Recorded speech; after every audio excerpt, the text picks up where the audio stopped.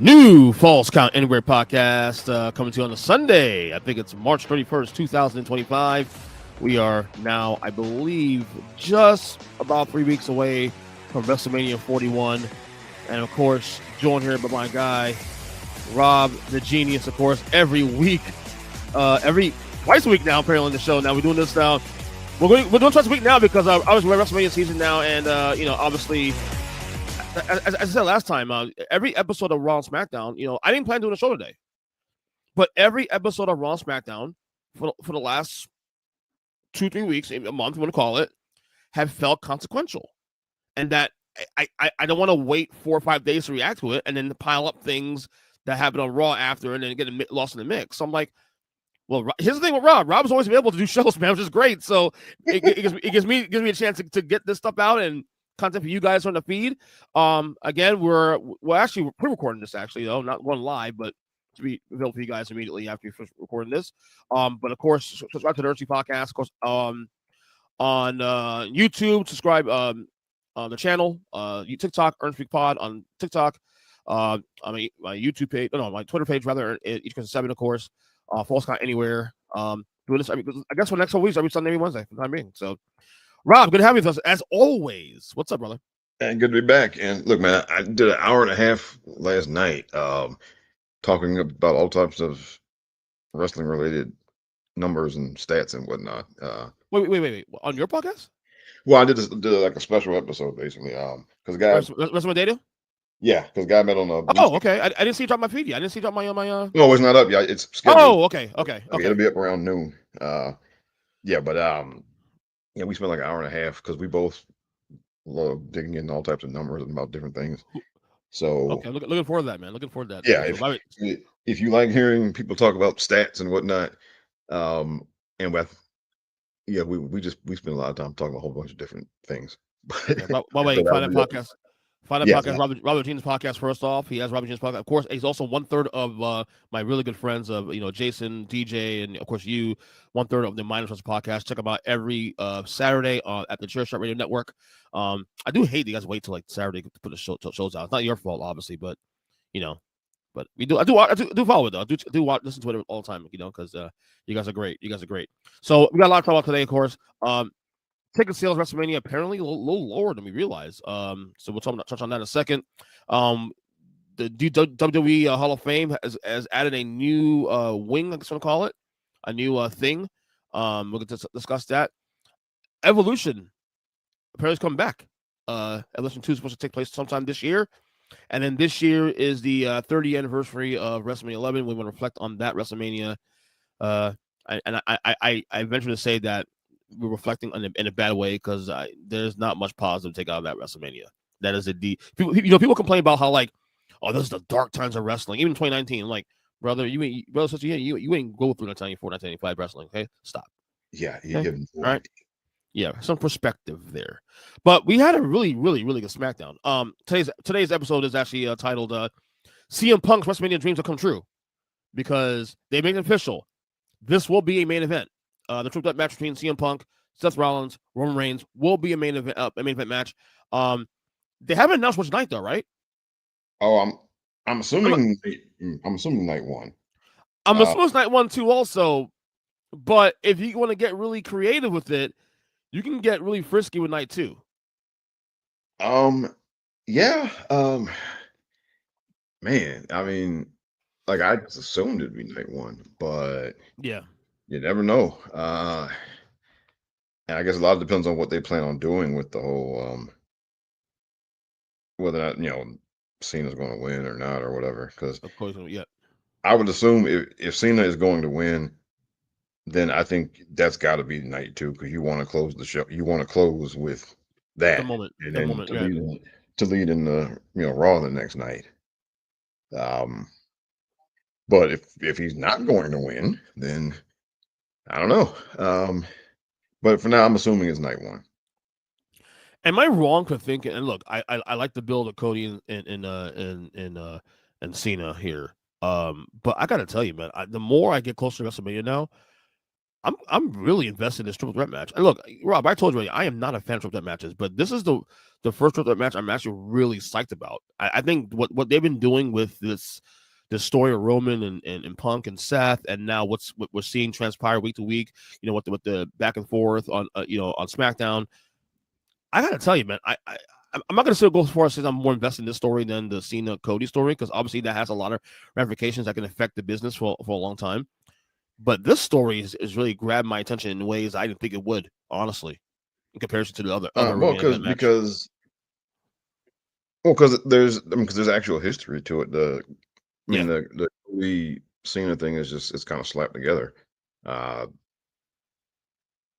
'Cause Roman, Seth, and Punk got 13 years of history. Because of course in kayfabe, Punk brought the Shield in the WWE. Mhm. That's where it started. Right. And in real life, both Seth and Roman have had real life issues with CM Punk. Yeah. As a shoot. So like you have all of that going on, and then Seth and Roman, even they have that kind of they have a professional rivalry. Like they don't have real life beef with each other, but they have they definitely have professional rivalry going on between them. Um, so again, it's all that history, and they're leaning into it, Yeah. and they're bringing it all up.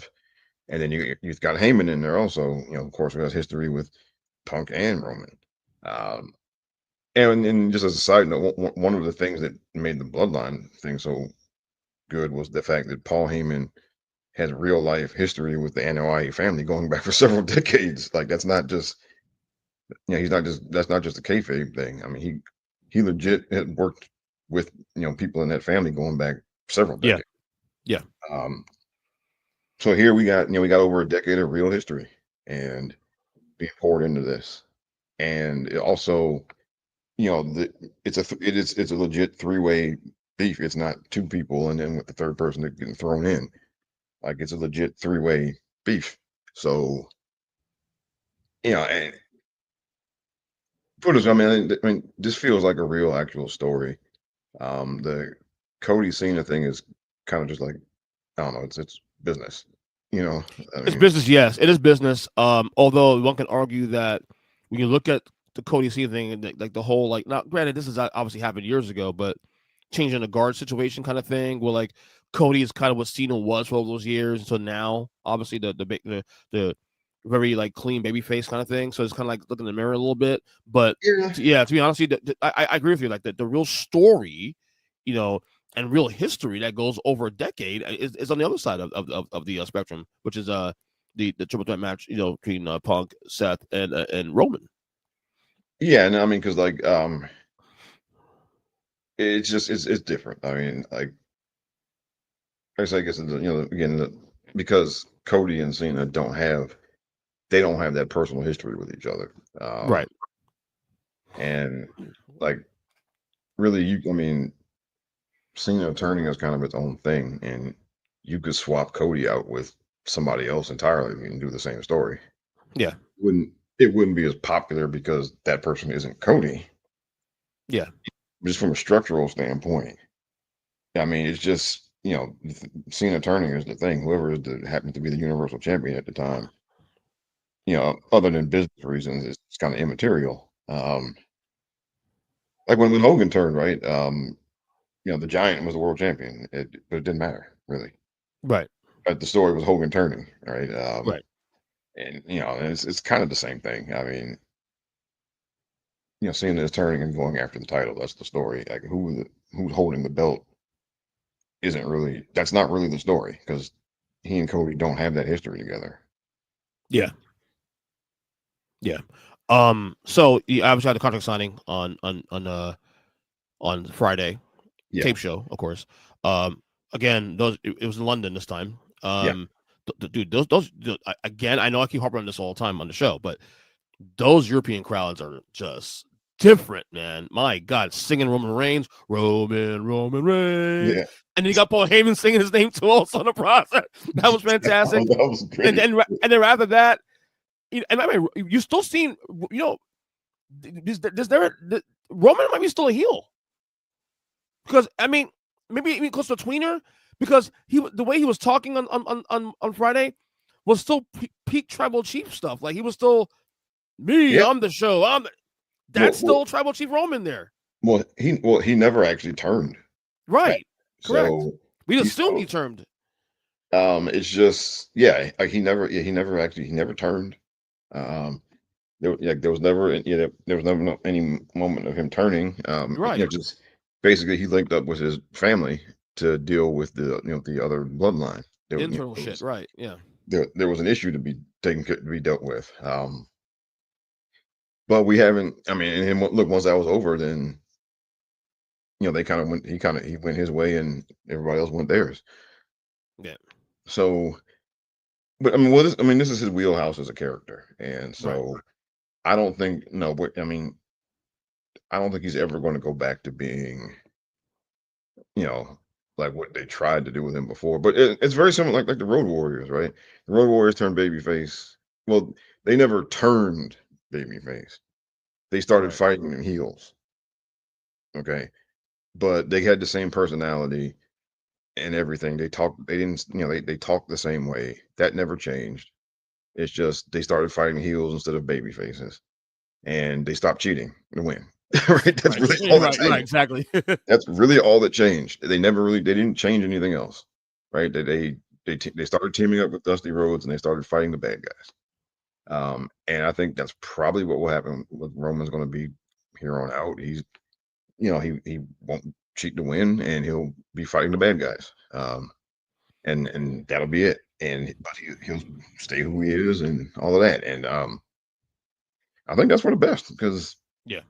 um, Because I don't know if I told you or I may have told one of you. I may have told either you, DJ, or maybe somebody else recently that or week. I've been deep diving like 2014, 2015. oh yeah, WWE for the first time, like really deep diving, and there's no doubt Roman's put on great matches back then, but the Roman character to me feels unwatchable in a sense, not because like, he's not good to watch, but watching how the crowd reacted to him then versus now, the guy he is now and has been for the last 5 years is way more authentic to who he really is than that big dog character that he was between 2012 and 2020. Like this is the Roman I like in terms of character. You know what I mean? Obviously the matches are matches, and he does that no matter what. But this character is really who he is, and really what I prefer, honestly, than the big dog and the baby face. No, I don't. I'm not with that. which I don't. Yeah, I don't think again. He's never going back to that. No. And look, once when you find a persona that works, that's the one you should stick with. You should, that's period in the story. And so with that, I mean, and that's been one of the good things about this run that he's been on is that he's his persona and all that has not changed. Right. And that's what you need to stick with that. And you shouldn't. I mean, no, he shouldn't start acting humble now. Okay, no, No. That's not who he is, dude. no, exactly. That's not who And he look, in is. real life, I mean, he was a like an all ACC lineman at Georgia Tech. I mean, you know, he wasn't exactly those guys don't go around feeling sorry for themselves all the time. Okay, they don't walk Exactly. around like that. Exactly. That's not who he is. Of course, the crowd, Seth Rollins, he comes out and they're just singing his, whoa, obviously great. And then CM Punk comes out and they're singing his song. I mean, Living Color, his personality, of course, fantastic. The best part of the promo, of course, is Punk. Punk, of course, acknowledging Roman Reigns, even calling him the big dog. I know you caught that. Oh, big. That's kind of a dig at Roman. He gets his main event. There's real tears.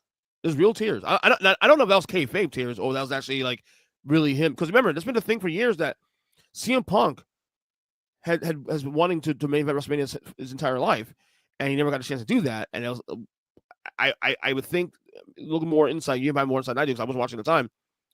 Was probably one of the catalysts of him leaving the company in 2014. Yeah, A part of that, yeah. yeah. Well, and look, everybody wants that's everybody's dream in that locker room. Okay, Right. and look, he's been saying the right things recently. Well, it's okay. I've kind of made peace with it. Blah blah blah. That's garbage. And you said no, that's bullshit. You even said yourself. Because everybody there wants to, okay, and they Yeah, want to do yeah, it more than once, right? yeah, Um, and so of course it means everything to him, of course, and he's been so close so many times. yeah.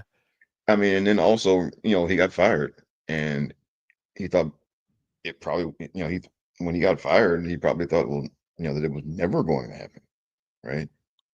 And then of course, and look, he has professional pride also. I mean, the fact Mhm. that we used to joke, about how he was psycho. Sid has 2 WrestleMania main events, and he has 0.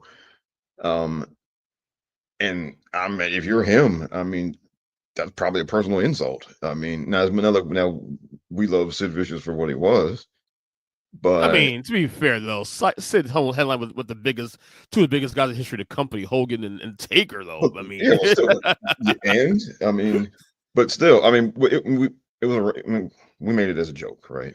no, right, of course. Because we have long not been fans of CM Punk, so Phil, I mean, we used to call him on my old podcast. We used to call him Phil from Chicago. we do that. We would do that too, right? Yeah, And there you go. we still do sometimes. And Yeah, so I mean, that was meant as a dig at him, and that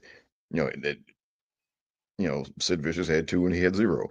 Um, but I'm sure to him that's a person. He probably takes that personally um, because I mean, let's be honest. I mean, he's better than. I mean, and no disrespect to Sid. He's no longer with us. rest in peace. Yeah, But I mean, CM Punk is better in every way than Sid Vicious was as a performer. Okay, um, and so if you're him, you know that. If you're and you know that about, I mean, he knows that, and so for him, and looking at some of the names that have been in WrestleMania main events, people that he knows he's better than. Like he knows he's better than King Kong Bundy or or Mr. T, or Sid, like we said, or or he's better. He's been a better wrestler the past 10, 15 years than Sergeant Slaughter was in 1991. Okay, I mean, you can just keep running. You can keep running through some of the names, and it's just and he mentioned the Miz before, and that was really shitty of him to do that. Miz is a great worker for the record. So, Yeah, you I know, mean, but he used to bring up the Miz as an example of somebody who couldn't lace his boots or whatever, and he was really mean and nasty about that, and it was just wrong. But what if him and Miz made up for that shit? I think They they asked. did. Yeah, Okay, there were good. some reports that they did, and Ego, man, but the ego. yeah, Yeah. So yeah. So you have that. Then he has the whole thing with So you do you think those are real tears, like real like oh yeah, emotional tears? oh yes. I mean, because he finally got it after all the, and he Right. got to the time where he probably really did feel like it just wasn't going to happen, and maybe maybe he had resigned himself to it just not happening. And maybe he had made some level of peace with it, but then he got it. I Um, think I think my biggest thing in this feud, though, the biggest wild card of this whole thing, and this is why I'm very invested in the story now even more than I thought I would be, is yeah, we know Seth Rollins and CM Punk have like really rough history, but Seth Rollins is very, very, very, very passionate about the fact that CM Punk is a snake. What's the words you use with him? A snake or a toxic figure yeah, to bring into this situation, and he's like even putting aside his disdain for Roman to kind of like tell Roman you shouldn't be allowing this, you shouldn't like this and that. So I think that angle of the story is where I'm really the most invested in. Is why is Seth so passionate about the fact that Punk is in this feud and main event WrestleMania and this, the fact he's involved at the top of the card. Why is Seth so emotionally invested and passionately invested? And you would think he'd be a little more invested in probably fixing Roman because Roman's is, the history they have of going to the Shield, but yet it feels like Seth's energy, and especially through this promos you watch on SmackDown, is more invested in the Punk angle of this of it all. That's what really is really intriguing me. because in real life he doesn't he he was shooting. He wasn't. That wasn't the kayfabe thing. That was real. Okay. That's what He, I thought too. Also, yeah, I mean he legit does not like because they have a history where Punk has been mean to him in the past. and also, and he kind of sees he really feels that way about him because because he burned bridges on the way out the door. He talked a bunch of crap about people there.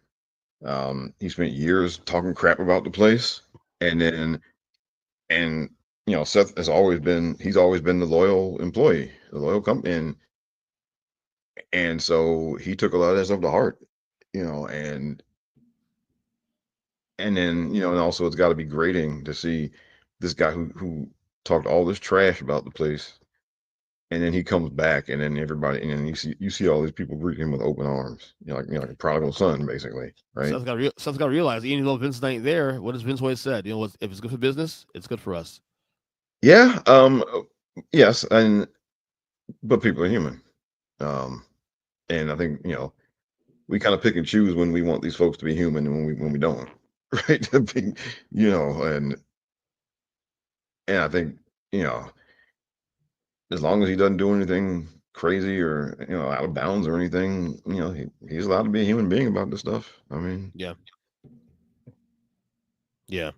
So that's why I think, So I think you're saying it's more of a shoot. Now, here's the thing. So Punk, I guess, is owed a favor, and he was on his knees telling Roman, "I acknowledge you, my tribal chief." And he went to the last names, all this stuff, called him, even threw the big dog as a little dig there. But then he goes to Heyman, but this is not the favor I want. yeah. So what exactly is the favor that we? What do you know what it is exactly? Is it a title shot? Is it something bigger than that? Because he's getting his main event that he wanted, and obviously we know there's history between Punk and Heyman because he used to be his advocate too for a little while back in 2013 ish, whatever it was. What do you think is the favor? What do you think is the favor that he's looking for? If it's not this. I think it's gotta be something involving a title or a title shot. It's gotta be because that's the only other thing to do. I mean, yeah, that's the thing also too. It has to be a title shot, which now begs the question: now, do we leave WrestleMania 41 with CM Punk having Paul Heyman as his advocate again? I think that's the one thing I believe that's the $1 million question. I think that this whole feud is going to turn on a dime. It's going to affect the title picture in ways on the fringes, depending how obviously the Cody Cena thing. I think we'll get back to Cody and Cena at some point. Once we have that finale of Down to WrestleMania, and everything happens here on we assume it's night one, will have an impact on that going forward. I'm my thing is are we leaving WrestleMania with Heyman siding with Punk and maybe leaving Roman? Because I think we're in a place now where Roman doesn't really necessarily need Heyman anymore. I mean, it's still a great package, don't wrong. But I'm living in a world now where if Roman and Heyman aren't together for a little while, I'm okay.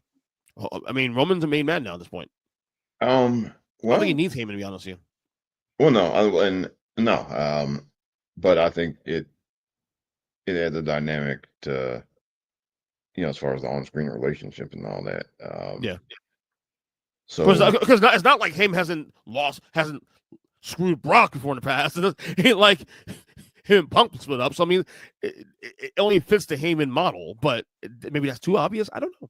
Yeah, I mean, I think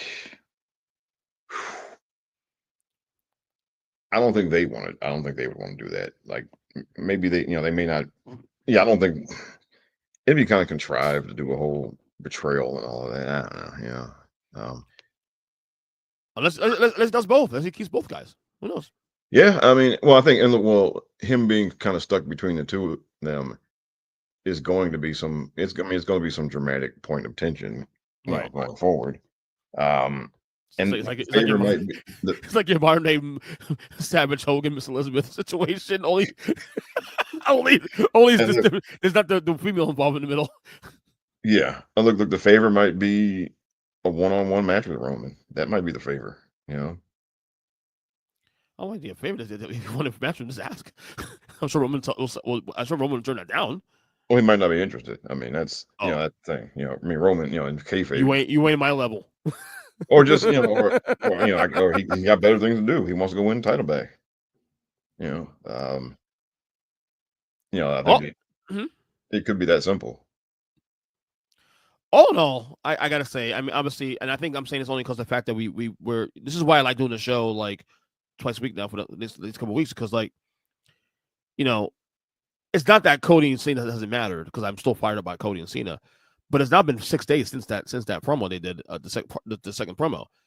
This is what if I waited 6 days to react to this thing, and I have Raw already after the fact on Monday before the next show, then I lose the energy on the Friday SmackDown thing. That's why I wanted to do this, because and maybe it's just, again, we call that recency bias in the business. I think that's where it is. But right now, I'm really fired up about this storyline probably more than anything, because it's so open ended. Yeah, and I guess for me also with the Cody thing, because now, I mean, we haven't seen The Rock, and basically Cody and Cena, they're going to be face to face again Right. Monday. And I think, Is that confirmed? yeah, Adam Pearce said it on Instagram. Yeah, so Yeah. it's, but then I think Cena's not appearing again until WrestleMania after this. I think. Right, and this was your fear. We had said, okay, we got two of these now, a third one now. There's still 2 more weeks to go to WrestleMania. What's next? Because right? Because I mean, if they don't get physical here, because look, I mean, the promos have been good the last couple of weeks between the two of them, but Yeah. doing the same thing 3 weeks in a row. Okay, now it gets a little stale now. Yeah, and then The shot value, and now that, because you have to turn, of course, you have the 2 weeks of reacting to it, feeling it for 2 weeks, then the two promos that preceded that. The shot value is off now. right. So now, I mean, so Rock has gotten if to keep the momentum, I think he's got to come in here at some point. Because we haven't heard from him, and and with the whole what, as far as why, and then because we need to know why he and Cena got together. Yeah. Yeah, that's part of it. You need to know the motivation, like why did they find each other, why did they agree to this, um and so I hope they're going to do that, because otherwise basically that means that, again, if we don't see The Rock before WrestleMania, then that means they just kind of slap this thing together. Maybe. I mean, And I think we will, though. I think we'll see The Rock at some point. I mean, we even said that weeks ago on the show that, look, I don't need Cena and Cody every single week, but we need to have another addition to this feud. The Rock's part of this feud. We need him to somewhat just to talk, just to kind of add more fuel to the fire, between now and WrestleMania. So okay, we're getting the third installment of Cody and Cena.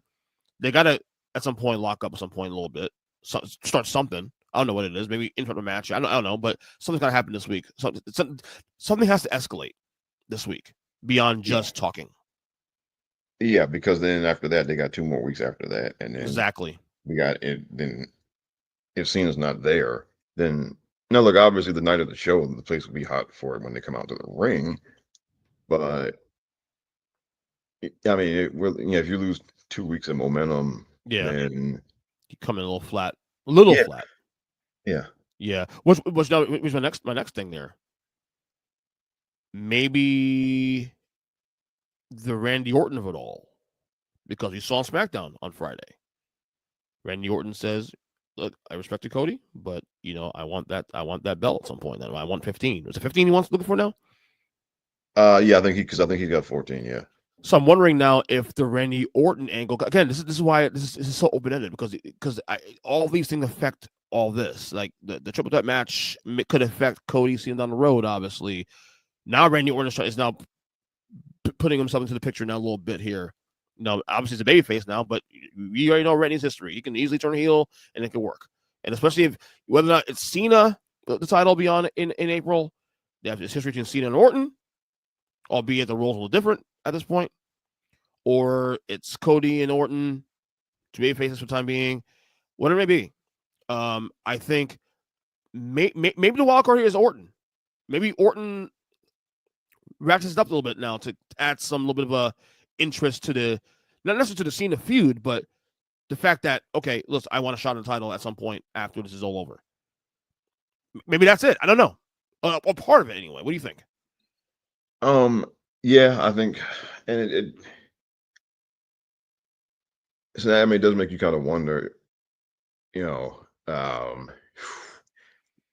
what's going to happen because, I mean, people have kind of we've all been kind of anticipating Cody and Orton getting in the ring together, Yeah. you know, because I mean, because you know, they have history, right? Yeah. Um, so yeah, I mean, I think at some point they will be facing each other. I guess a lot of it just depends on how long this thing with Cena being healed is going to go, That's the and question. because we all know he's going to turn back to finish up the farewell tour. If we're, if we're I'm taking sure him at his about word that. because he's like 50 years old and he's got a million movie projects. Like he's not retiring to go home. Look, Okay. look. I know a lot of people in my orbit have said that they think I'm crazy for saying that. You know, uh, the fact that I still think I'm not fully convinced that Cena is fully retiring from the WWE beyond 2025. Look, you can still make that work on a part-time basis. You see it done with Taker, you see it done with Shawn Michaels, you see it done with some of the greats. I'm not fully convinced he's done beyond this year. I mean, who's to say that he doesn't enjoy this run? It's like, you know what? Okay, maybe I'm not going to be the guy, every week, every month, every 6 months, but I will hang around and I will do stuff if necessary. Um, I can't. I can't rule it out. What I'm trying to say, and the only person that actually agrees with me is DJ on that one. okay, so I think it is his intention for this to be the last year. But Uh, maybe this. I was talking to all my friends here. Like maybe that is the swerve. Maybe the whole retirement thing is the swerve in itself. um, okay. Okay, what I do I think he might wrestle again after this year? Absolutely. Yeah. Um, but but do I think like once this year is finished, do I think we should be waiting around for it? No. I mean, if it happens, okay, fine. But I don't think it's a thing we should be looking for after this year. Yeah. I think I think we take him at his word. This is the farewell tour, and that doesn't mean that he won't come back and do one match here next year or one match, the year after or whatever. Yeah. Yeah.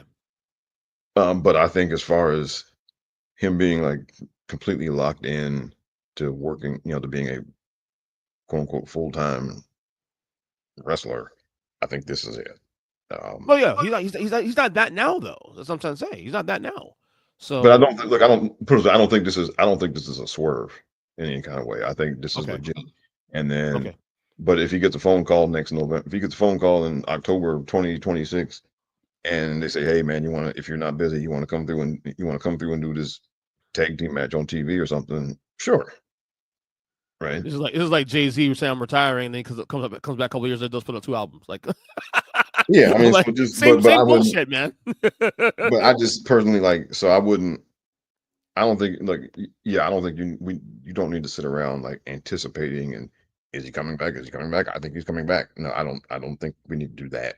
I think you just take him at his word, and then if he comes, because if he does come back and do one match here or there, I mean, okay, what's wrong with that? Yeah. I Yeah. mean, it's only bad if he does all of this and then 2 months later, and they say, they sell all of this, farewell tour merchandise and all this stuff, and then 2 months later he comes back full time, right? Then that's Right. disingenuous or whatever.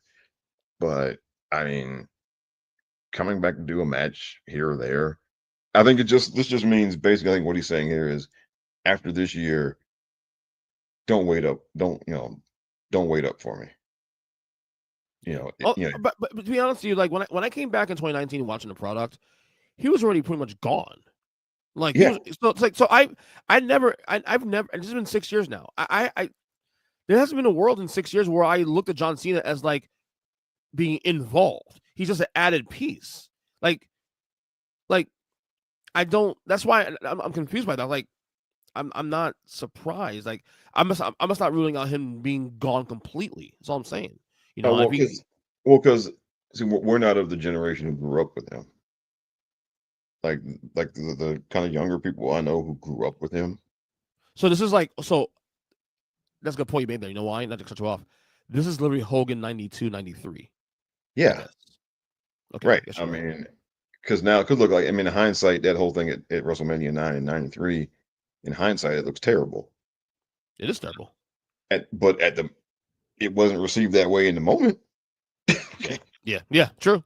It was Fair not point. received that way in the moment. Okay.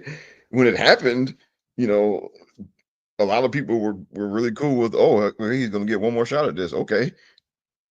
Um, it looks terrible in hindsight, right?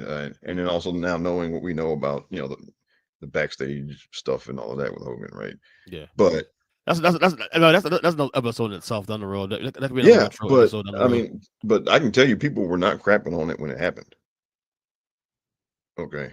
Yeah, because even me, the Hulkamaniac back in '93, I was Yeah. still head over heels over that thing. It's like, yep, I'm Yeah. good. Let's go. I'm gonna run. Yeah. Exactly. So, I think, but I can tell you, like the younger fans I know, the people who were, 11, 12 years old when Cena's run started and grew up with him, they have missed, a lot of them have been missing him since he hasn't been around Right. because he's their Hulk Hogan, right? And so, yeah, I mean, yes, there are definitely people who miss him, and it's not us because we didn't grow up with him. Yeah. But if you It did, makes sense. yeah, if you did, then yeah, then you do miss him, and so it does mean something to those folks that this is the farewell tour, and Yeah. Yeah. I'm with you. By the way, I don't know if you saw this. WrestleMania. So apparently, like ticket sales are uh, by their standards are low for coming WrestleMania. They're saying that this is on pace to be the lowest attended WrestleMania since WrestleMania 22. yeah, and That's actually shocking. I well, guess. I think it's their own fault. And look, I don't think it has anything to do with like the actual product. No, not at all. I think It's just people disengaged in the product they were last year. um now I think, well, because one, it's out, and it's in a far out location, Hmm. and that's you know and they are like the prices, from what I understand, people have been using the word price gouging to describe Yeah. things, because and they're having all these events that are these ridiculously priced events during the week, and I guess the tickets must be more expensive this time. Oh And yeah. Oh yeah. we'll put it this way: last year, okay, so last year I went to Philly. I went and Not to night two, I think, right? went to night two, didn't go to night one, and so I took Amtrak up to Philly from Baltimore, stayed 3 nights in a hotel, went to night two at WrestleMania. Friday night, I went to the Ring of Honor Supercard of Honor show. Yeah. I ate the whole weekend, and I had Saturday. I did like a meet and greet with Charlotte that Saturday. Of course you did. But okay, I did all of that stuff. Okay, and Ubers back and forth to places. I did all of that, and then I had to take my cat to the Pets Hotel for the weekend, right? So I did all of that for like under $1,500. And that's not including the tickets itself, right? That's including tickets. Okay. Okay. I did all of that for under $1,500. Okay. Um, I mean, people are throwing around numbers like $5,000, $6,000. I don't even know how much it costs to fly out to Vegas. I don't know how much hotels are out there. Vegas But is depending where you live. Vegas is not that bad. Like I live in a pretty metro area in Palm Beach County.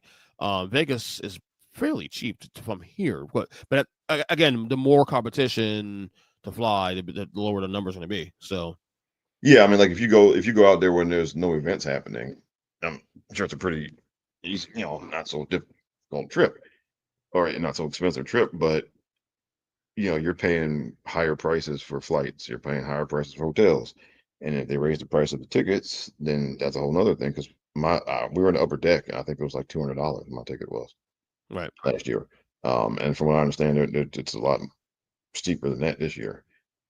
Um, so I think honestly, I'm gonna put the blame on TKO management here, because I think they're trying to they're looking at this as like a heavyweight fight or kind of Super Bowl level kind of thing. And I mean, technically, WrestleMania is the Super Bowl for wrestling, Yeah, it is. It is. but it's also, but it is. I mean, one of the reasons that pro wrestling has endured is that you know it's more affordable than the Super Bowl. It's more affordable than going to it's traditionally been more affordable. Now these prices, brother. I mean, look at right now. As of like a couple days ago, like there was still 5,000 available tickets for night one. They distributed already 45,000 tickets, set up for 51,000 people. Which is still a good number, obviously, but geez, compared to what they were last year and the years before that, I mean, come on now. And then night two, there's still above 3,000 tickets available. For that one, and then to make it worse, and I go on the internet and I look on social media is what it is. IWC is what it is. But these prices, man. I mean, TKO is trying to really make everybody broke. Look at these meet and greet prices are insane. To meet Bianca Belair, $300. Mysterio and your girl Charlotte, $500. Braun Breaker, Liv Morgan, $500. The Usos, $600. Tiffany Stratton and Damian Priest meet and greet, $500. I'm sorry, bro. I can't afford that. No, I mean, because the one I did last year was it wasn't 200. I don't think it was maybe like 120 or 150. Yeah, what are we doing? I think because I'm looking at stadium tickets here. All right, Yeah. Mm-hmm. and section 330 of I guess that's upper deck, Yeah. $700. Yeah, I'm not doing that. Sorry. I want to go to WrestleMania. I am $700 not doing that. I'll watch on TV. I'm sorry. And yeah. $700 for upper deck tickets. Last year I got it for $200. Okay. You think it's the tariffs? Oh no. But no, I think it's just it's greed. I think they think that I mean it's greed. They think I think they think people I don't think people can pay it. I think they're misjudging their clientele. I think like wrestling fans are not like we're not casino whales, okay? Yeah. Where you go drop 50 grand at the craps table over the weekend, right? I mean, we're not that. Yeah. Wrestling fans are working people, Yes. And again, one of the things that has helped it endure is the fact that you can go if you can't afford a ticket to a basketball game or an NFL game or whatever. You could afford a ticket to go to see a WWE show or an NWA show or whatever. Yeah, Raw, SmackDown, maybe a random pay-per-view. But WrestleMania? With these the prices? Hell no, bro. Yeah, this is like this is would you pay for like a regular vacation for family? Yeah, man, that's $700 for one upper deck ticket. Yeah, I have two kids who love wrestling. Okay, so you're basically telling me I got to pay $3,000 just to enter your building. That's not including flights. That's not including hotels. That's not including the amenities around that, food and Ubers and all that stuff. So I'm trying to go broke to see John Cena break a record, and that's one night. Yeah, that's one. That's just one night. Because I told you, like last year, my whole trip was under $1,500. So this year, just the ticket for both nights. You want to go both nights? The tickets will be $1,500. Well, how much your tickets cost last year? It was for upper deck was 200. And what's funny for me is that like even that for me it was kind of high end because of the upper deck thing. But I'd rather do that than freaking, Well, for me, because it was an hour and everything for me. That's as close to where I live as they're probably ever going to go. No. Good. Number one, you went to probably arguably one of the best WrestleMania's history of WrestleMania. So number one, it was worth it. You went to a big moment. Also, Cody beating Roman, huge moment. And it made sense. But I mean, come on, this is ridiculous. TKO's got to. I hope. I look for the sake of, them getting a head out of their asses. I hope this flops on its head. Hope the turnout stays this way. Hope no one buys tickets the rest of the way. Yeah, and learn a lesson. They need to because they need to because hubris kills a lot of businesses, and one of the things I always say, when we talk about stuff like this on the Mindless Wrestling podcast, I always say, the graph doesn't always go up, and but a lot of businesses, what happens is they get on the hot streak and they believe that the graph is always going to point up. They because they Yep. because but they believe it, or like, and not just to briefly switch to politics. When you hear words like permanent majority thrown around, right? Yeah. That is almost always a sign that the opposite is about to happen in Yeah. the very next Yeah. election. Right. Okay, when people start, believe it in the words permanent majority, you can Hmm. almost guarantee that the next election is going to go the other way. Exactly. And you know why? As you always say, when we do our podcast about politics, history always repeats itself. Yeah, and So so here I think now, and I don't want to praise Vince McMahon. We always, because this is the problem. If you do try to bring up something that was I being, get it. I get it saying because people say, not "Oh, to praise Vince McMahon, but I think he didn't do this kind of thing, as he far as I know. understood. He understood." Right. Well, because he came from nothing, all right. Right. Um, and I think he did, to that end, he did understand that part of it. Okay, that there's a limit to what you can, you know, and I think also, because they in the past couple of years they've cut back on house shows, right? Yeah. Shows is one of the most, as far as an economical way to go see it. That's always, that's always been a good, good for families, because house shows are cheap. They're cheaper than Raw or SmackDown. They're cheaper than pay-per-views, right? And and this is a TKO thing. They cut back on those significantly, because they don't see them as a big enough, profit margin type of thing. And this is one of the things. So they're looking at profit margins, and and quarterly numbers, and so, Yeah. and last year, I told you, last year was an anomaly, right? Because there were so many things, like everything that could possibly go right But right. went right last year. Okay. And also they had the big culmination of the story with Cody and Roman, right? And that was like Avengers Endgame, basically, right? Hmm. Hmm. And you had The Rock coming back and getting in the ring for the first time in 11 years, right? And you had all of these things that were just coinciding at the same time, and everything that could have gone right went right. And also, and not to get political again, but you know, the regardless of what you may hear from certain politicians, the economy was doing a lot better last year than than Yeah. what we're heading into right now. Yeah. Okay. There's a lot just economic uncertainty, like, on the ground Yeah. now. Absolutely. Um, That's the reality. yeah. And so it's a different climate. It's different.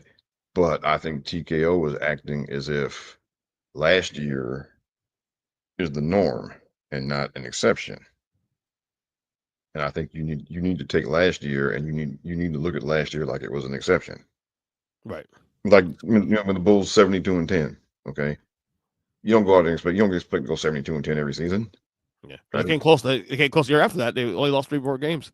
Yeah, but still, but then the same, but they weren't, but they were, they weren't trying to get 72 games again the next year, Right. right? They were trying to win the championship again, but they didn't walk in there thinking that, well, 72 wins is the norm now. Right. Right. Um, so they shouldn't be. I think TKO is mistakenly thinking that last year is the norm, Yeah. and it's not. Last year was an anomaly. Last year was an exception. Last year is not something that you can just expect to duplicate. And I think they're trying to do that. And I think they're looking at last year as a sign of, oh, well, there's more money out there to be gotten. Whereas I think last year was peak. Last year was basically what you can expect, as far as a maximum, and you can just try to hang around there, right? But you shouldn't assume that you can just hit that every year. Yeah. Um, and I think that kind of might be kind of the mistake that they're making here. And they're going to take a hit on some of the stuff, I'm sure. I don't wish bad things on the company, but it would be helpful if this stuff did not, do as well as they're assuming it's going to. Um, and again, I don't think it's a problem with the product. I think it's just like Nope. they're just charging too damn much, Yeah. and they're doing too much. And, and that's the beauty of capitalism, is that we as people who are in the industry, and people who we can decide, okay, no, we're not going to do that, and then they respond accordingly. And I guarantee you, if this is not the numbers they were hoping to get, they will readjust next year. Yeah, and they should. I mean, I think it's that simple. I think I think it's just that simple. And hopefully next year they're going to New Orleans. Um, Mm-hmm. so I don't think that's as expensive of a trip as Yeah, that. they'll course correct, and that's also like a normal kind of like a almost a home base kind of WrestleMania place at this point now. So they go there a couple of years. So I will imagine they'll course correct next year. All right. We just found out this week also too that the WWE is going to be creating a new wing in the Hall of Fame. They're going to start a Immortals Moments wing. And the first moment they're going to be inducting into Hall of Fame this year will be the Bret Austin Mania match for Mania 13. Bret Hart versus Cold Steve Austin, which means, number one, which is really cool here, Bret Hart becomes now the first time ever, first three-time inductee into the WWE Hall of Fame. Yeah, okay. Really cool, first off, given his history of the company and whatnot. And by the way, I feel like Bret Hart's legacy now, the longer we go away from that era, is actually only rising. It's only rising in the positive. Say you want about Bret Well, Hart being someone that whines a lot and this and that, and yes, he's very transparent. I give him that. But that dude, his legacy, when people, you look at all these lists that are coming out now, like these top, you and I always react to these lists all the time. He's always on top of these lists now. Remember the one list that did we had number one, one star. I think it was a Bleacher Report. I think it was that number one. Something like that. And yeah. the Bret Hart respect factor is actually rising in ways I didn't think would be in this way. Well, because I think for one, I think what he had the unfortunate kind of thing of being one of the top guys when the business wasn't doing, when the entire industry was not doing well. And so I think Yeah. there was kind of some stink attached to that. Um,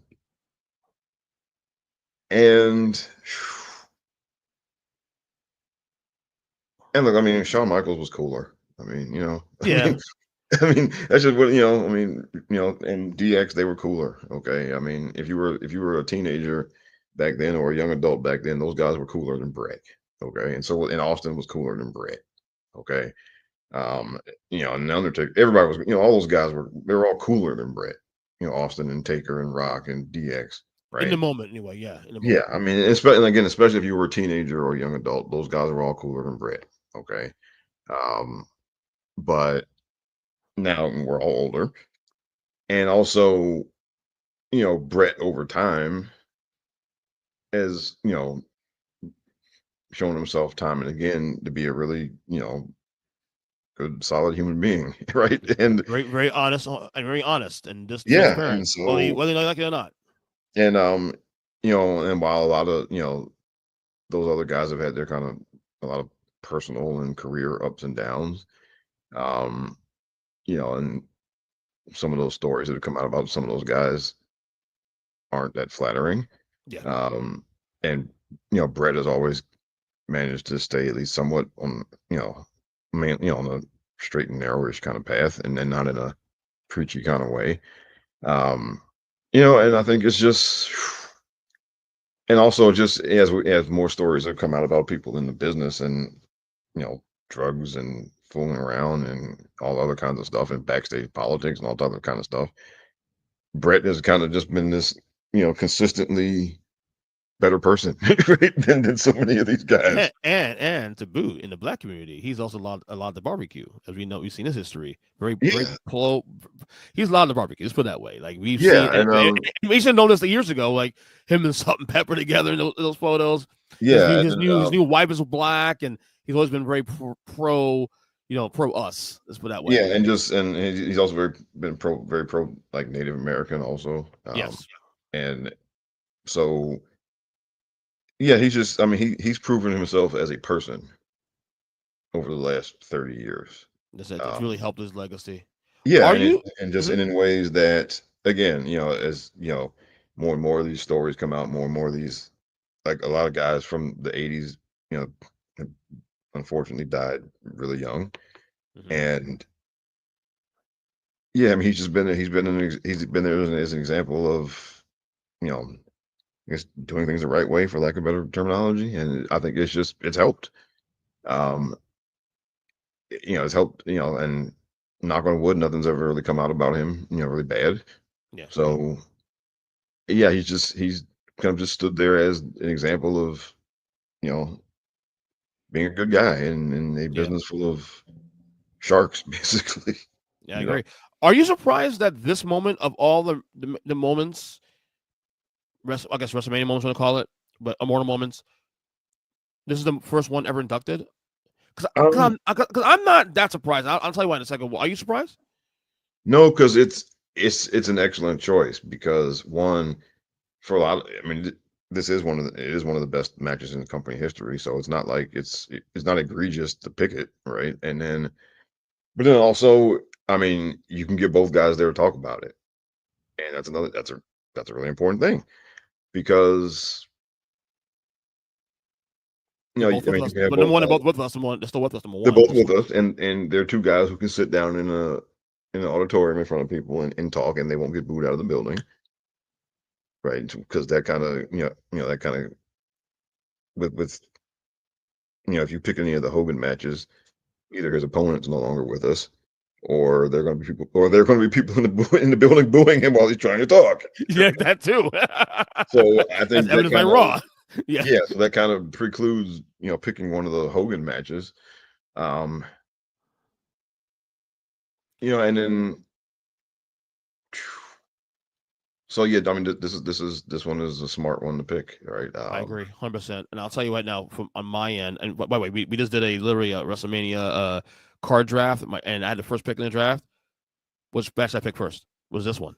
Yeah, and also Um, I mean like you know because even like Brett and Sean don't really have a match together that you would as great as they were individually, they don't really have a match that that everybody thinks is one of the greatest ever. yeah, there's a lot of people who think the Iron Man match is actually very, very overrated. Number one, number two, Yeah, and The that's the thing. Survivor Series match in '97 is controversial, not immortal, if Right. anything. Exactly. Yeah, Exactly. And now, I mean, I don't think either one of them really wants to talk about it now. And that's the other thing. I don't think either one of them wants to talk about it. And no, then you can't talk about that match without talking to Vince. Um, because he was a big part of it. And then the other people there, I mean, the other people who were part of it, like I mean, yeah, I mean, JR works for AEW, so you know, yeah, and and whatnot. So I think out of all of the kind of previous era matches, if you're going to pick one to start with, this one kind of checks all the boxes. So yeah. y- you know, And to boot, the reason why this makes more sense, I'll ask you another question about which other match could have been first, but here's the reason why I'm more okay with this one. This match was a massive inflection point of what will become WWE's highest point of their company. Now, look, they obviously make more money now because of what they've done with deals and distribution deals and all this, shareholders, the whole nine, all that. But that doesn't happen without what happened at 13. 13 with between Mania first on number one. If it wasn't for this match, you know, I can argue this is the worst WrestleMania of all time. If you took away Bret oh losses yeah, in 13, yes, this yes, is this is at the bottom of the 41 cards of the 40 cards we've seen. Okay, this match made 13 watchable. Number one, let's start there. and Number two, I'd yeah, say it but still is one of the worst ones, except for this match. that's not what I'm saying. But that Yeah, this match is not only a great match. This is arguably my favorite match of all time. This is arguably the greatest WrestleMania match of all time. Certainly top three. Most people will have do a Mount Rushmore. Will have this in the top in the Mount Rushmore. Okay, everybody I talk to has this match in the Mount Rushmore of WrestleMania matches all time. Number two, the moment for what this became legacy wise for both these guys. You know, the double turn number one. yeah. Austin's ascent really started here because Oh from yes, there, this is where they saw, oh, this could be a future world champion. But not yeah. only that, and then the world champion, to this day, I think most people argue Height of Powers, still the biggest superstar in history of the company. Okay, right now, to this day, 2025. And And look, this started it. and like I gotta say, the Austin 316 promo is one of the most overrated moments in history. It only is stamped because of what happened after that. If Austin doesn't have a push, because remember, he still wasn't pushed. He got pushed a little bit, but he wasn't. He It was on wasn't until on Bret entered. pre-show. It wasn't He was until on Bret pre-show really almost. entered. Yeah, it wasn't until Bret actually, entered the chat. And Yeah, Survivor Series match. Oh, okay, we're cooking here. And then this match, of course. yeah, and this was what cemented it. And because I mean, again, the Austin 316 promos, that is, I mean, it's if there's such, you want to talk about overrated moments, that's definitely one of them. Yeah, it only is looked at great because of what became after it. You know what I'm Right. saying? But to be fair, it did also launch the first. He shedded the ringmaster thing, and obviously now he's Austin, but it took a little while. This match is what launched Austin into the stratosphere, and by a year later he's champion, and we have the. Remember, this is also the Mania that even though we don't necessarily, even though it's not officially the Attitude Era, this Mania really is the first real massive seed of Attitude Era. Yeah, like I mean, if you want to point to like kind of the big bang of the Attitude Era, I Yeah, would say it's this match. absolutely. And also, I mean, you know, this was a match because look, at the end of the day, you still have to get people interested in watching you wrestle, Yeah, right? Um, I know a lot of times we say work rate is overrated and stuff like that, but if you're gonna be one of the top stars, like you still have to get people interested in watching you wrestle. right, You can't correct. it can't just be catchphrases or social media stuff or whatever, right? Um, this match got people in. This was the match that really got people interested in watching Steve Austin wrestle. Right. Okay, And this match has all the moments too. Also, it's a great match. It has great moments. It's Austin bleeding in the sharpshooter. The yeah, blood going on his face. It was T-shirts everywhere. It's to this day. You look at every fucking promo they do to this day in WWE history and collages. That's always been shown. I mean, it made sense. It makes sense why this is what the first one they picked, and it launched for me. The reason why it makes sense because it launched the other ones I could have picked also, but this one launched the Height of Powers WWE era, Attitude Era, which is Height of Powers, the biggest, most successful, most popular, certainly most popular curating time of their company's history. You know what I'm saying?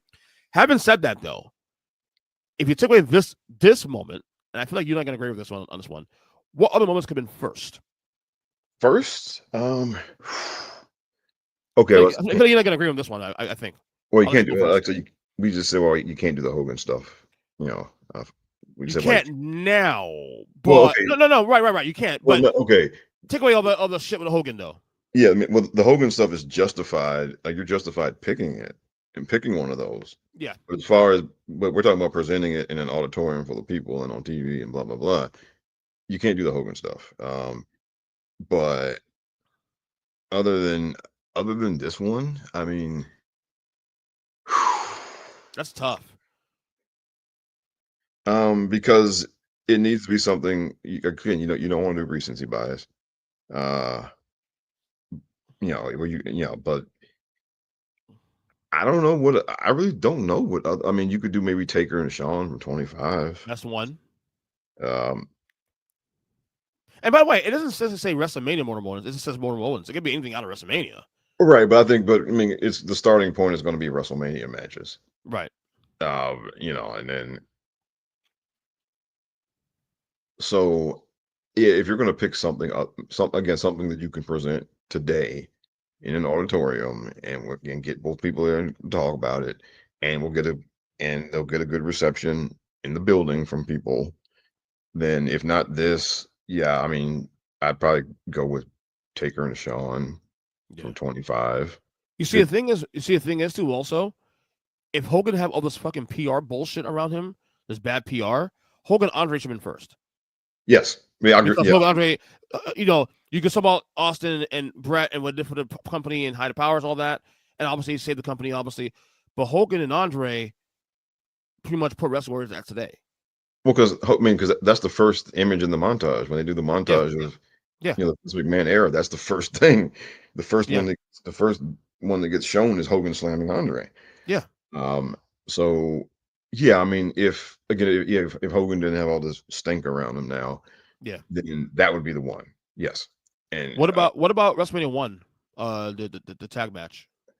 um, I guess the problem is You get T and Hogan. That's about it. But you can't yeah, get and but Orndorff also and I mean, Roddy.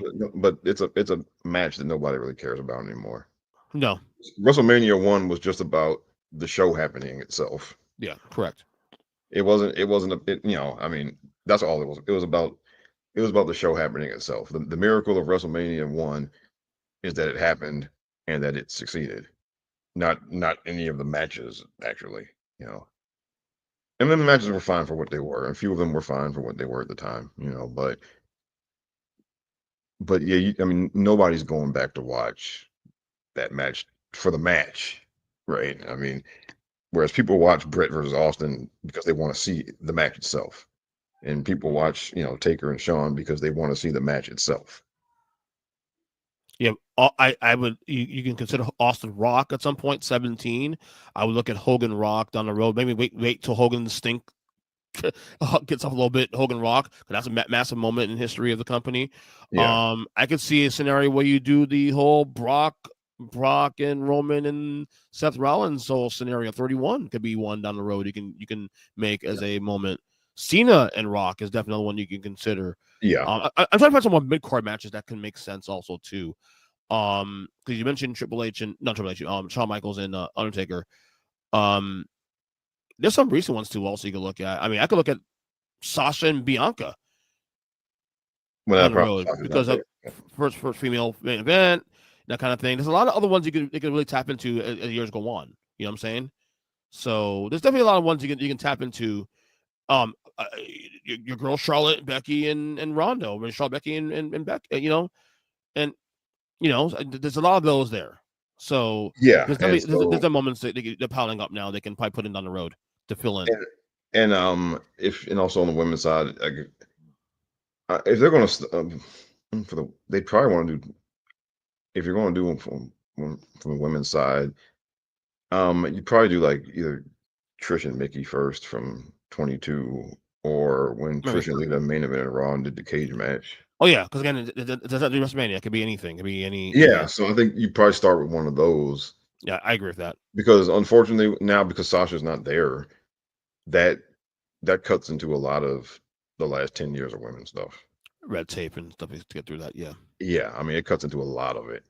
Because basically you'd have to skip from like you'd have to skip from when Charlotte and Natty had the match in NXT all the way up to like Charlotte and Becky in 2018. You'd have to skip like 4 years of stuff because Sasha's not there, and you can't, and you can't, and then you can't talk much about Sasha and Bianca without her there.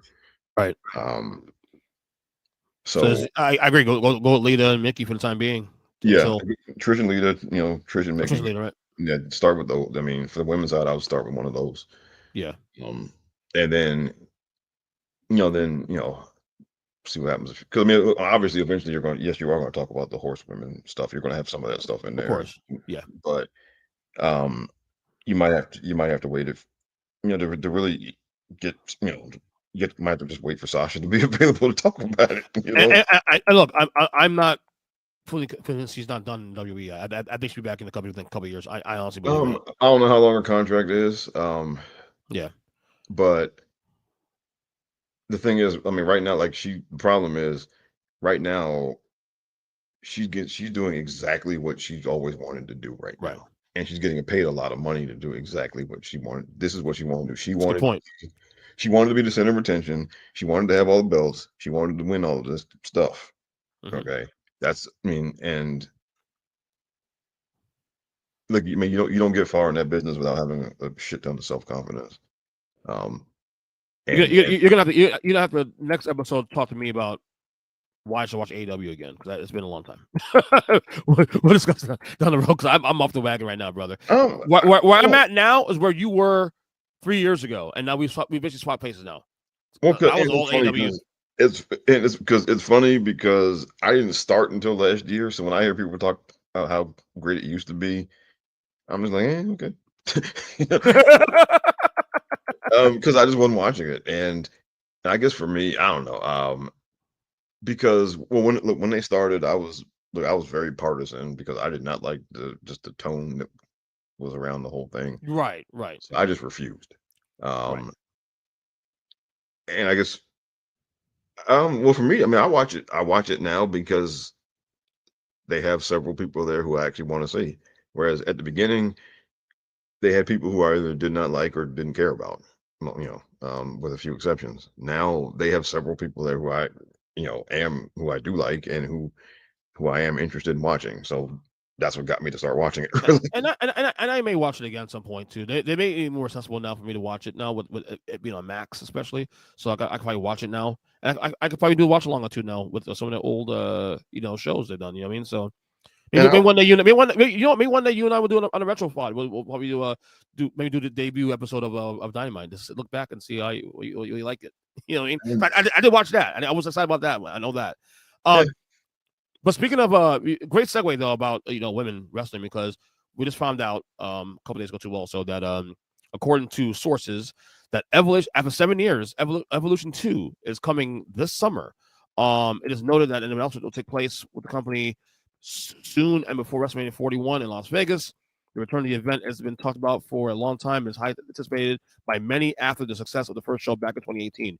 First off, I'm going to go ahead and assume the reason we haven't had Evolution 2 sooner than 2018 is because of COVID. Can we um, is that an excuse? that's an excuse. I mean, well, the reality is that when we talk about how successful it was, that's a little murky. And Was it wasn't successful? Now remember, Evolution was right before I came back to watching again. okay, 2018. I came in um, 2019. So because well, it's all right. It's one of those things where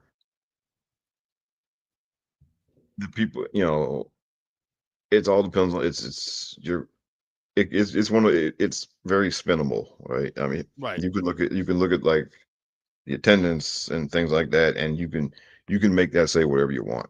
Hmm. It put it this way, it was kind of in that middle area where you could say, well, they sold all the tickets that they put up for sale, so therefore it was a sellout. But in the building they were in, normally, they have more tickets. They may have more seats open than they did. So they didn't really sell all the seats. They sold all the tickets they had for sale. And it wasn't put it was not a runaway hit. And if you were somebody who if you were in charge, if you were somebody there and if you were only kind of reluctantly agreed to go along with it, um there was enough there for you to say, see, I was right. Um but if you were somebody pushing for it, there was also enough there for you to say, see, I was right. Yeah. Because a lot of people, a lot of people consider that their best show, top to bottom of the year that year. Did you enjoy the show? Did you enjoy it? Yeah, I did, and but now, and can I've talked before about how how I kind of keep track of certain numbers with women's wrestling and all of that. Um, Because there's a lot I can do with that. 'Cause right now, I think the women's division right now is in the best place it's ever been right now. I mean, the fact they added more belts on top of that too in I there, think well, I think there's a lot you can do with that.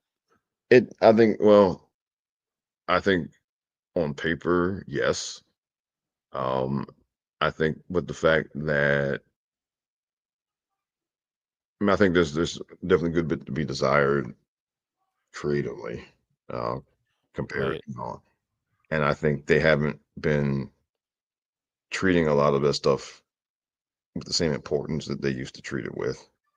Um, I mean, the fact that just like there's been like one women's pay per view main event since 2020, and since 20, I'm sorry, since Sasha and Bianca 2021, there's only been one women's pay per view main event, and that's because they were in Rhea's hometown.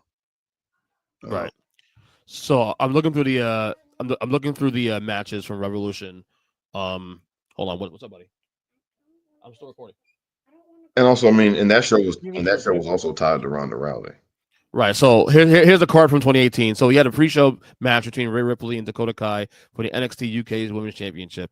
You had Trish Stratus and Lita defeat Mickey James and Alicia Fox. We had Nia Jax win the Battle Royal for the Women's Championship match. Toni Storm defeated Io Shirai by pinfall in the Mae Young Classic. Yeah. Yes, Sasha Banks, Bayley, and Natalia defeat the Riot Squad of Ruby Riot, Liv Morgan, and Sarah Logan. Shayna Baszler defeated Kairi Sane by technical submission for the NXT Women's Championship. You had Becky Lynch defeat Charlotte Flair for the last woman standing match for WWE SmackDown Women's Championship, and then Ronda Rousey defeated Nikki Bella by submission for the Raw Women's Championship. Yeah, and so I mean that show. Well, okay, I know I'm sounding like Debbie Downer here, but Yeah. that show was a lot of it was tied to Ronda Rousey. In fact, and I've been a defender of Ronda Rousey as far as what she has meant to that division. So I mean, pretty much every advancement in that division was centered around her coming in.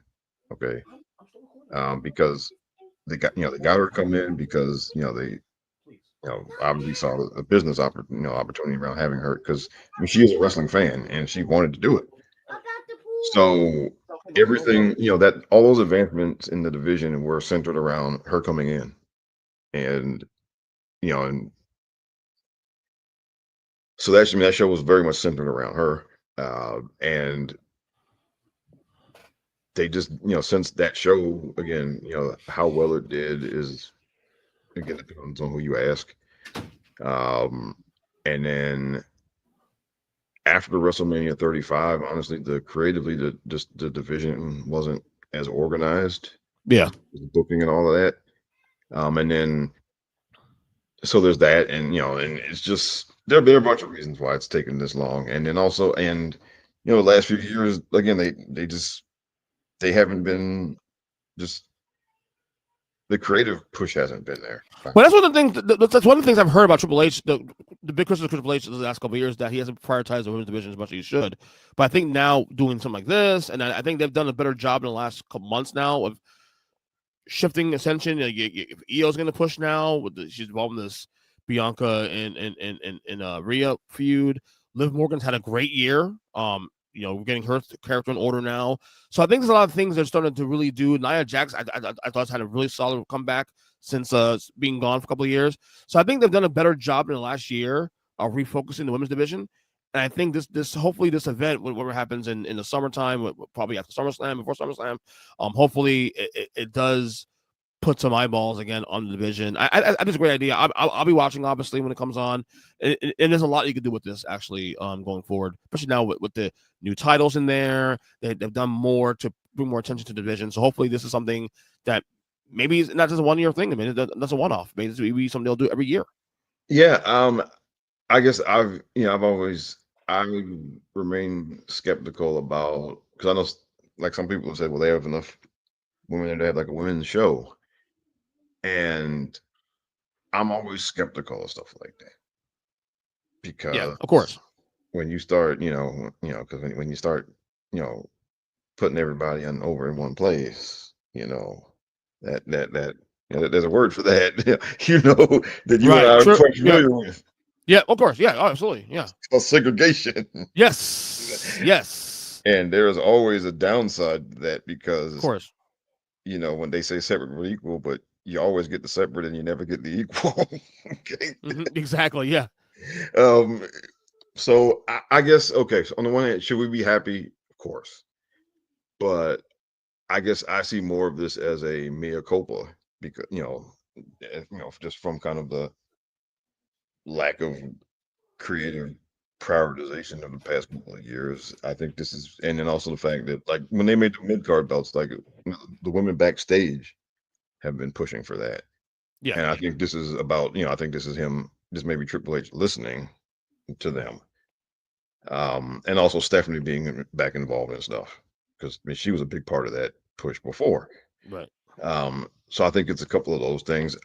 I don't think, look, I never think these people in charge, they never see the light about it, this stuff, okay? So, their hand gets forced or something. Absolutely. The hand And gets and, forced, the and, arm and gets they forced. go where the momentum is. If they're being told profiteer, do this, they're going to do what's according to business. Again, whether Yeah, they and want look, to I do it mean, or not. and yes, and there are, there were reports not just recently about, there being some kind of discord in the women's locker room about, about just, lack of creative attention and various things. And again, like, and a lot of, again, they've been pushing for these, the women in the locker room were pushing for those mid card belts because, Mhm. because I mean, Naomi even talked about it. Look, having more, having belts kind of forces the creative people's hands to, because now like, you got to write something, right? Right. You have to do something. It forces the creative people's hands to actually come up with something because now you have this championship you got to do stuff with. That was their whole, that's what they were pushing for the mid card belts, and when they made the women's tag team belts, it was the same thing. It's to force their hand, Yeah. because you know too often, I mean, unless something special just kind of falls in their lap, the women's division gets booked around the championships and nothing else. And if you're not part of that, then you might as well go home for a few months. Yeah. Yeah. And that's just been what it is. And now that's not a big deal. When the brand splits first started, they only had like 6 women on each show.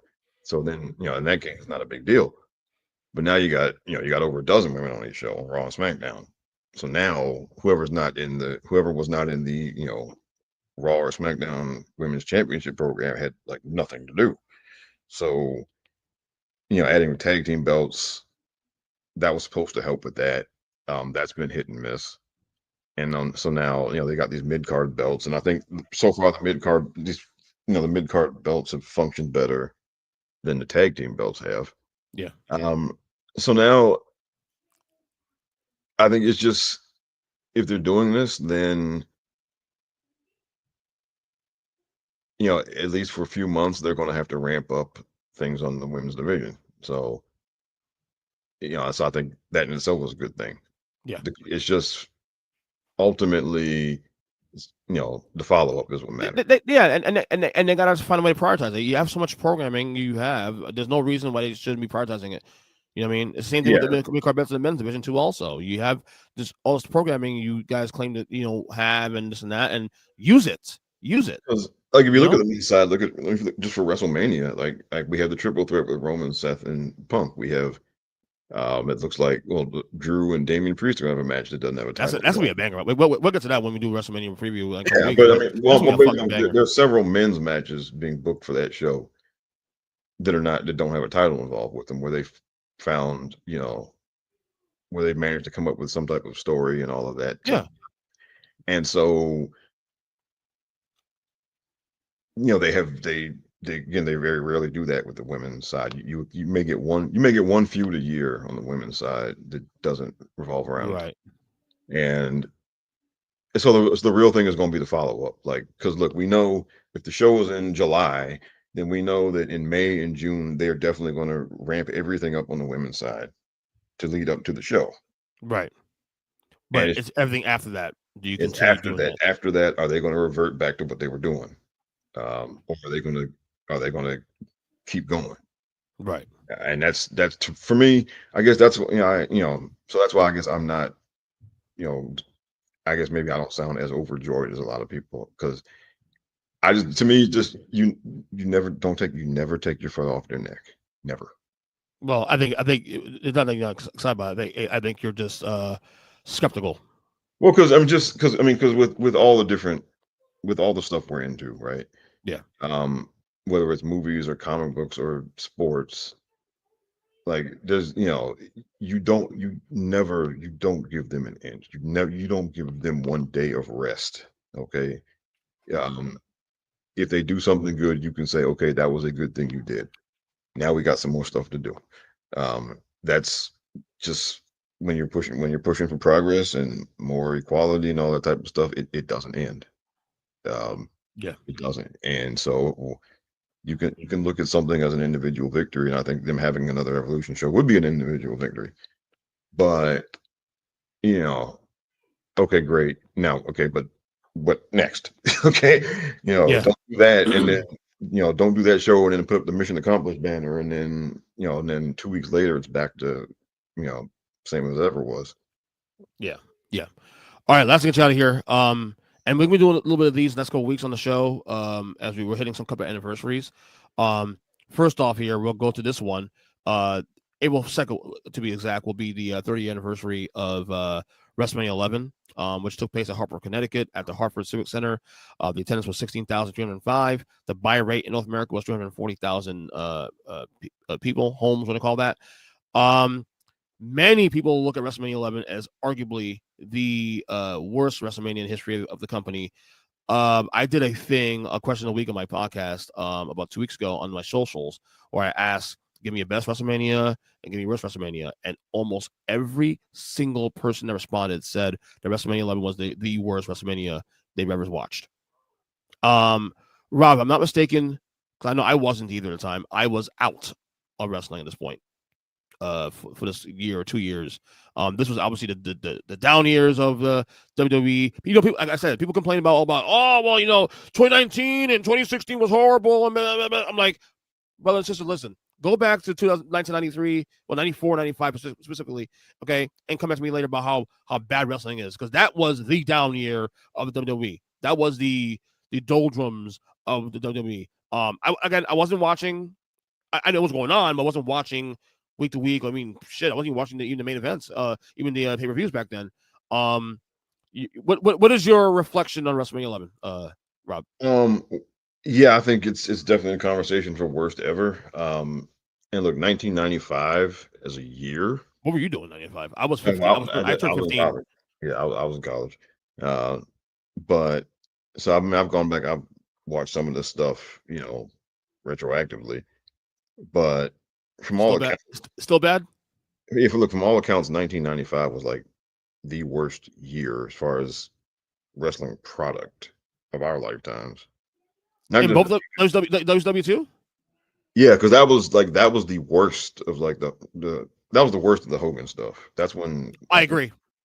in '95. That's when basically he had run out all of the last remnants of the kind of traditional kind of NWA folks, and he had all his buddies in there, and like the few guys who were left, you know, there were a few guys who were left, but it was '95 was just bad year Yeah. creatively.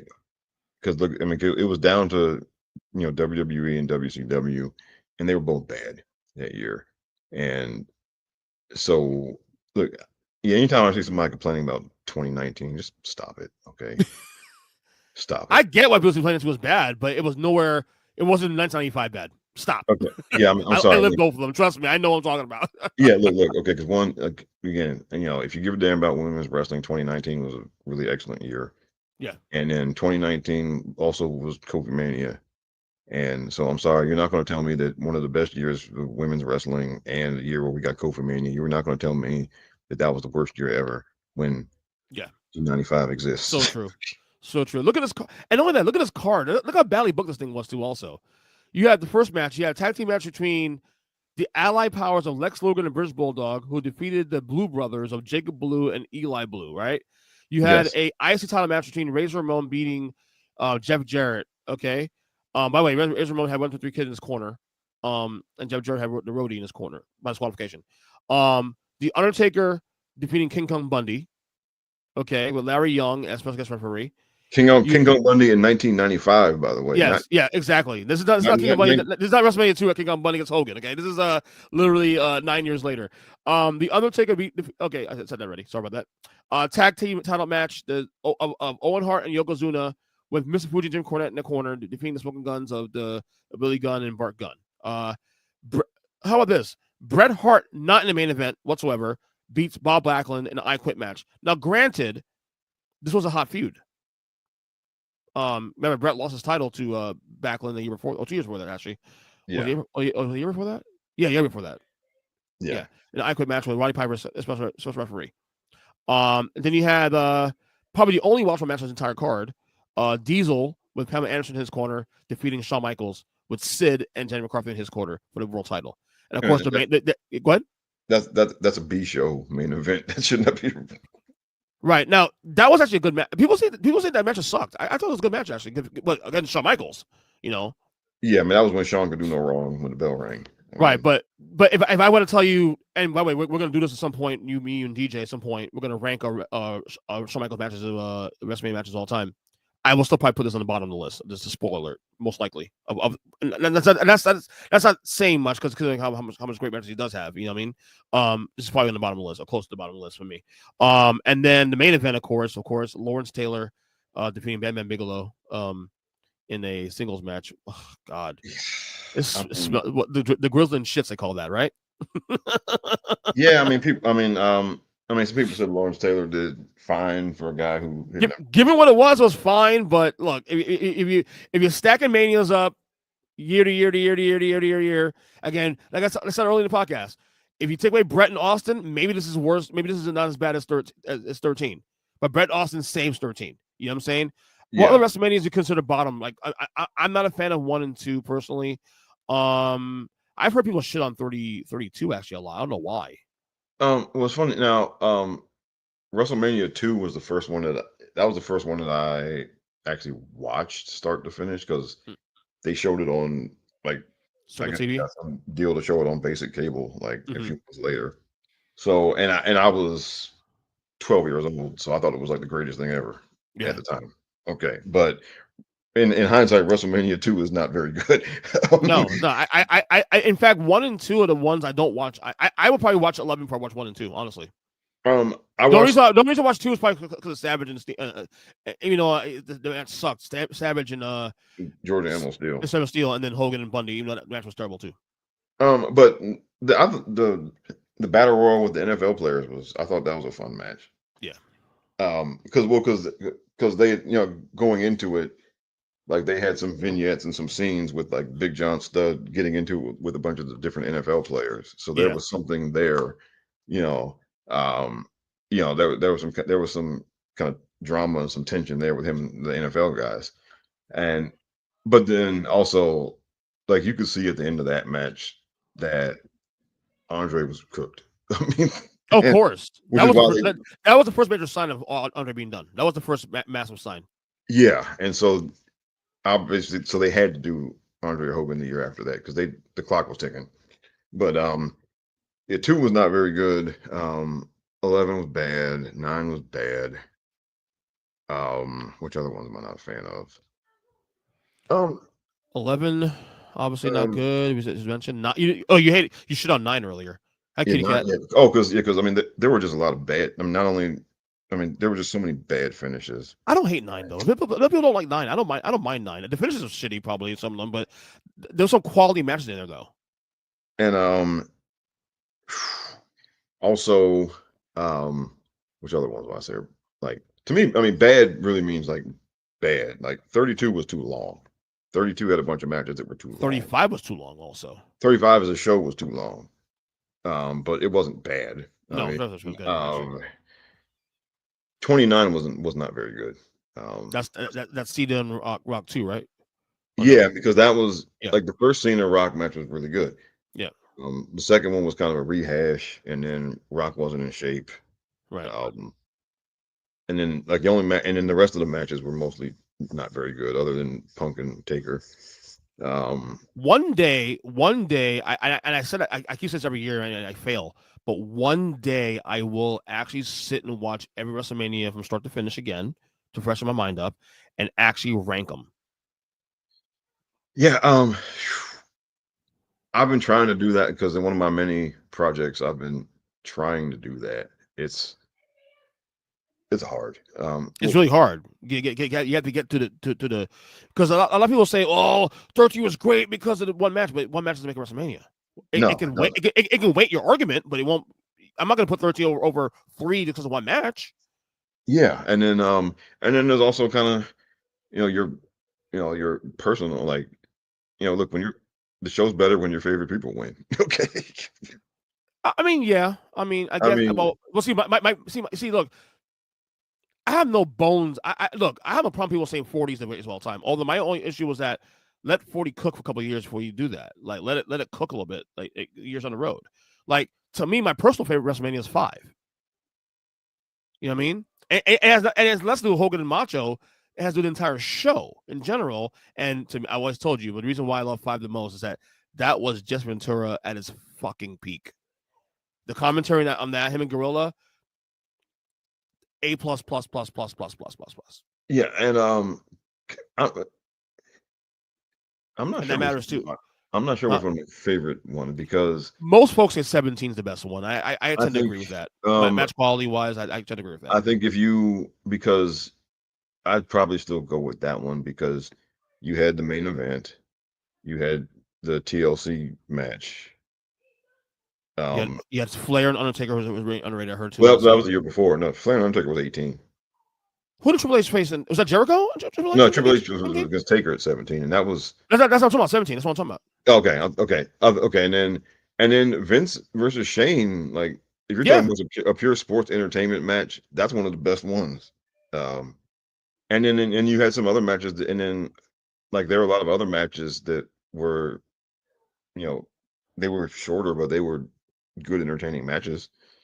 So 17 probably, if you look at just if you sit down and watch 17 from start to finish, I think you would probably still pick that one as the best show Yes, from I start to agree. finish. If I told you top 10 right now in no order, your personal top 10 WrestleMania no order. I'll give you mine real quick though. It'll easily be 3, 5. I don't like 6 outside Hogan and Warrior. Um, Yeah, 6 was one night show. I'll throw in 10 is underrated as hell. To be honest with you, 10 is really underrated. There's actually really 3 great matches in that card. But hold up for now. I go 3, 5. Uh, match quality wise. 17, Yeah. 18, 19. As of last week, Rob, 21. And we'll touch on that last week on the next episode we do. We do a recap on that one. 21 is very underrated actually now in hindsight. Um, I love no, it's 30. 30. 30 is good. Love 30. Um, these last couple 40s up there, 39's up there. Yeah. 38 with Austin. Yeah, 30 was great. Even 37. And 37 was really good. Even though that was the first pandemic one, post pandemic one. So yeah, I have to redo the list again though. But match Yeah. quality wise, those are my immediate 9 or 10 I go to. And for me, I'm like, it's funny because 32 has some of my favorite matches on it. There are a couple of Yeah, individual matches that, I just watched it actually recently too. Also, that's yeah, I pretty good mean, actually. the triple threat women's match and then the ladder match, to me are two of the best ones, period. But then again, the main event went too long, and then that cell match with Taker and Shane was like a half hour, and there was some, and then there was some, like you have AJ Styles lose Chris Jericho, like I don't, but if I had to pick favorites, like I see, I still like 33. A lot of people hated the main event, but to me, like, because I was Roman and Taker, a lot of people hate, people crap on the main event. I didn't think it was that bad. Mm-hmm. Um, and then I was really digging 34 up until the main event. Like 34 is an example where the main event just kills the show. Yeah, Uh, 34 is of course Brock. Is it that's Brock no? and Is that Roman. Brock? That's Brock and You hate the finish, right? well, that and then the match wasn't very good either. I just watched that. I just watched that actually like a It was couple just days ago. Actually, it was finisher spam for 15 minutes or whatever, and then that was the one where like, and then also like that was one where again the result and the aftermath had an immediate direct effect on business. Like that result and what came immediately after just turned a lot of people off. mm-hmm, mm-hmm. Um, yeah, I mean, like 35 was as a show was just too long. 36 had some good matches, but it was just weird because the whole indoors the PC Yeah, thing. of course, of course, of course. Um, so yeah, it's hard coming up with a list because Yeah. I mean, one day, say for the top, that's up one day. We'll do a top 10 Mania because the thing is also too like I mean, if I threw my favorite match of all time there, then I'm gonna tell you 13 to my top 10 because of that one match. But I don't think it's fair to just throw one match and have that weigh an entire WrestleMania. You know what I'm saying? I think it's fair. You need at least 2 or 3 good matches to at least consider having a top 10 WrestleMania. You know, and that card outside of Austin and Bret has nothing. So I don't know. I wouldn't go that far, but yeah, maybe down the road we'll do like a WrestleMania top 10 WrestleMania um uh, uh show. So yeah. anyway, Rob, hour and a half. Oh, hour and a half. I just realized that. That's Wow. awesome. Look, my children are hungry, so they're texting Yeah, me now. my kids are outside the door like say, Dad, we going to the pool now? We're going to get skating. Like, yeah. Anyway, follow Rob on X on at Arbon1 or on Blue Sky, especially at Arbon1. Yeah. Of course, his shows, Robert Genius podcast. Which, by the way, breaking news, your show just dropped on my phone like 10 minutes ago. Okay. Yes. Yeah, Wrestling Data with Nick. Yes. Who's Nick? Who's Nick? His name is Nick Bond. He's got on Blue Sky. You can Okay. and actually he wrote for the Ringer about some wrestling stuff for a while, and Oh wow, nice. he's big into sports than statistics and whatnot. So nice, excellent. Look, I'm gonna listen to it right now. So I got this call. Of course, like I said, Robert Genius podcast. You can check out the wrestling data on that podcast, and also 1/3 of the wrestling podcast. Rob, I'll see you Wednesday, of course. yes. And of course, myself, you can follow me on Twitter at Even7, the Wrestling Podcast, of course. False Count Everybody part of Wrestling Podcast on YouTube at Earnestly Pod, on TikTok, Earnestly Pod, any audio platform, Apple Podcast, Spotify, Earnestly Podcast. We'll talk to you guys soon. Until the next False Count